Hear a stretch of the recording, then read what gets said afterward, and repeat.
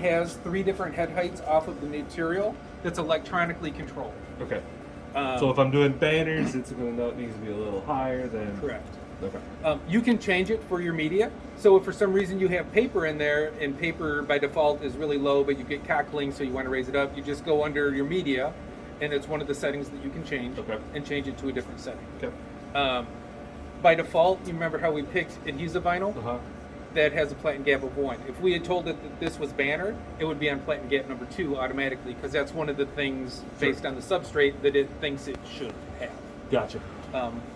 The automatic calibration it just did will not do it on the upper platen gap if the material is thin. So if you have a high platen gap because you get a lot of cockling, the sensor is going to be too far away from the material. Okay.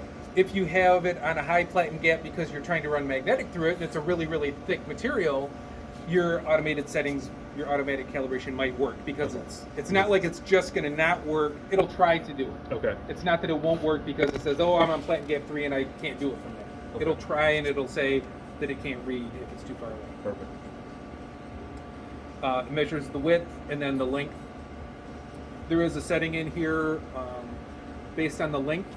It defaults to start warning you when you are down to 7 feet of material. Awesome. So your little light here will start blinking basically when it gets near the end of the roll, as long as you have put in an accurate. That'll help us from running out of rolls. So that is basically our home screen. If we go back to our substrate menu, feed to cut position, easy media setup, that's just what we just did. If for some reason you forget to type in the correct number, you can come in here and change the length. Print remaining length is where it's going to print it on the tail of the material. Oh, okay. And then remaining alert is if you want to know 20 feet before the end instead of 7, you can change it. It's just defaulted to 7. Customized settings is where you can actually come in and do everything individually. So you can change your media type. You can do your advanced settings. This is your media adjust. One of those 2 patterns is media adjust. The other one's print head alignment. Okay. So if you go under advanced settings, the other one, platen gap, changing your default temperatures.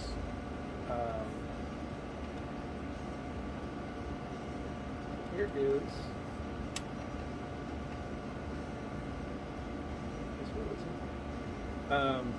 Head movement, just so you know. I'm sure over there it's based on data width, so if you're printing 10 inches wide, it only goes 10 inches back and forth.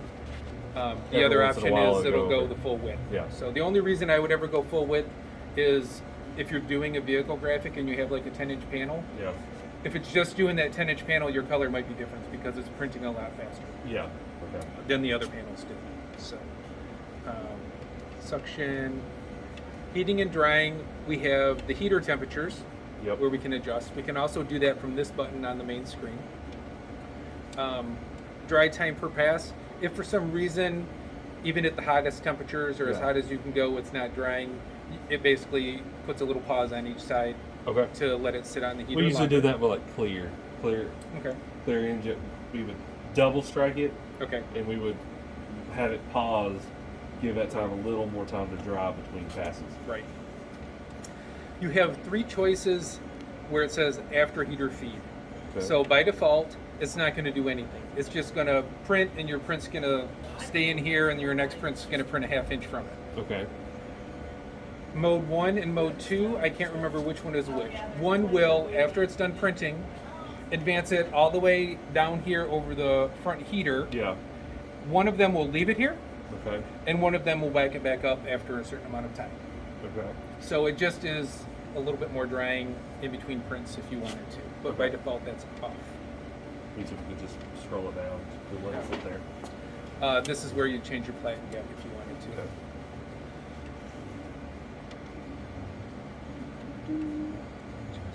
Yeah, this is. It must be under a different setting. So if you had loaded it as Media 2 and it's really Media 1, because it'll default to whatever it was last time. Okay. So if you get OK happy, yeah, you can come in here and tell it it's something else.